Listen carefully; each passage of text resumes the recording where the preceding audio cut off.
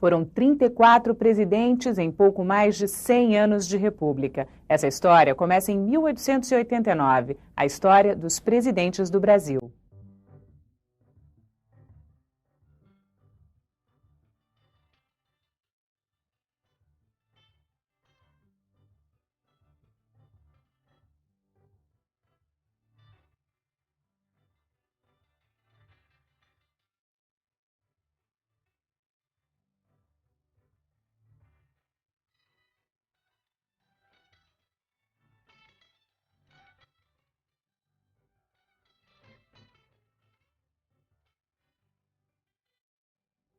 Nosso presidencialismo foi feito na base do grito. A proclamação da República se deu, e os historiadores dizem isso, houve um momento de surpresa, de espanto, porque ninguém sabia o que estava acontecendo. Na verdade, o Marechal Deodoro é uma figura que foi levada à presidência da República.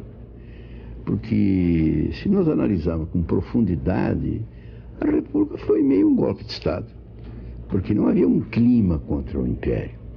E o Dom Pedro tinha a simpatia da sociedade.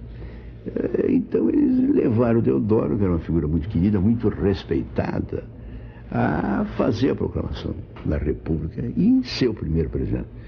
Mas as figuras daqueles que declararam a República, que estavam na frente do movimento pela República, não viu no Deodoro uma grande representação. Por isso que o Floriano Peixoto, que dizem que foi quem realmente instalou, consolidou a República, no primeiro incidente levaram o Deodoro à renúncia e ele assumiu, e com mãos de ferro e realmente com força consolidou a República. Nosso primeiro presidente eleito pelo voto direto foi um civil, Prudente de Moraes. Um pacato cidadão de grandes qualidades e barbas ainda maiores, conforme a descrição de um cronista da época. Naquele tempo, o Brasil já tinha problemas com o câmbio. Charges retratavam o presidente em uma gangorra, frequentemente afastado do cargo por problemas de saúde. Sempre que Prudente de Moraes voltava ao Palácio do Catete, o câmbio descia. Campos Salles, o segundo presidente eleito, fez a política dos governadores, deu autonomia aos estados, fortalecendo as oligarquias regionais, mas foi o presidente mais impopular que o Brasil teve até então. Era extremamente vaidoso e Olavo Bilac o apelidou de Pavão.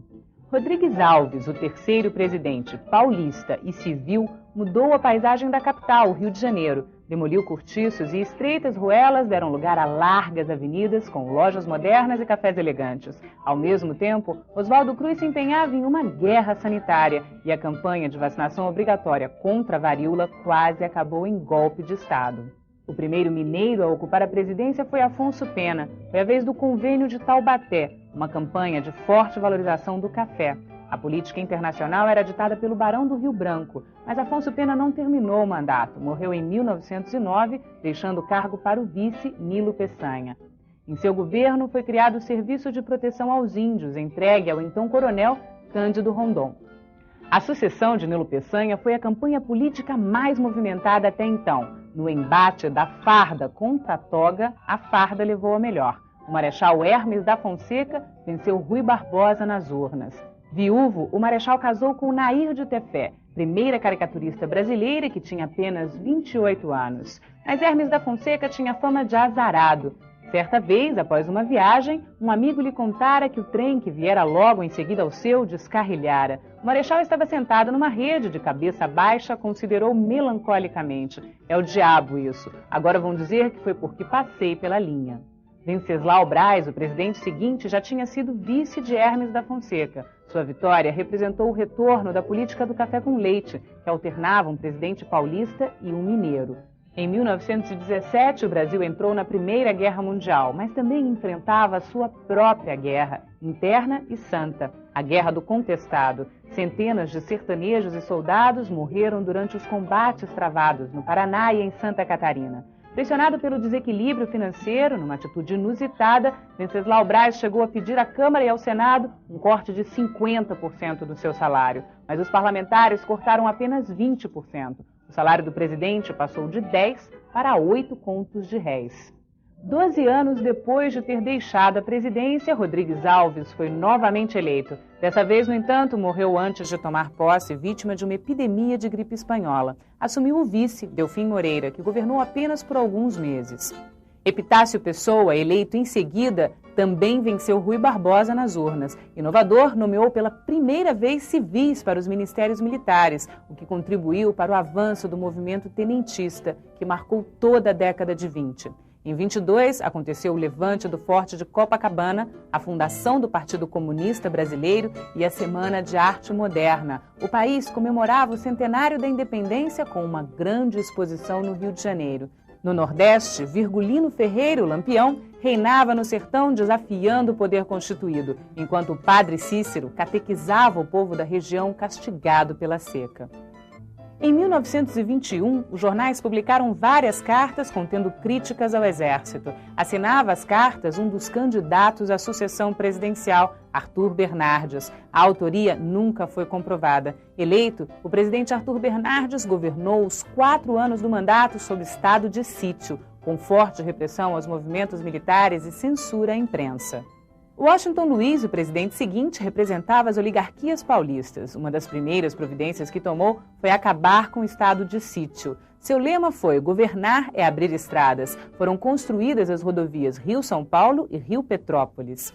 A sucessão de Washington Luiz abre um novo capítulo na história do Brasil, a Revolução de 30 e o início da Era Vargas.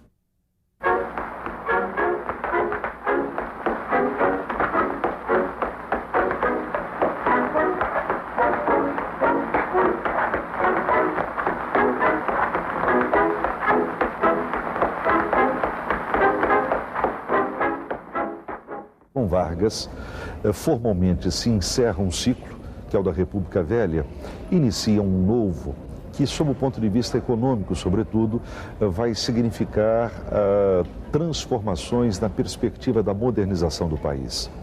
E, ao mesmo tempo, o longo período de Vargas, de 30 até 45, na verdade, exacerba a figura do presidente da República. Nos 4 primeiros anos, ele é formalmente o chefe de um governo provisório.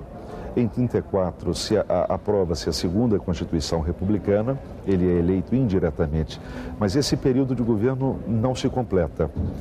Menos de um ano antes da nova eleição, que haveria em 38, dá-se um golpe de Estado. É um período de muita conturbação ideológica na Europa, na América Latina, e o Brasil não ficou imune a isso. Com o golpe de novembro de 37, instala-se o regime ditatorial mesmo, chamado Estado Novo. E aí, mais do que em qualquer outro momento da história republicana, a figura do presidente, no caso Vargas, torna-se central. A lembrar que também nessa fase nós vamos conviver com a Segunda Guerra Mundial. No momento do perigo, todos os brasileiros acorrerão à defesa da bandeira. E eu estarei convosco, pronto para lutar, para vencer, para morrer.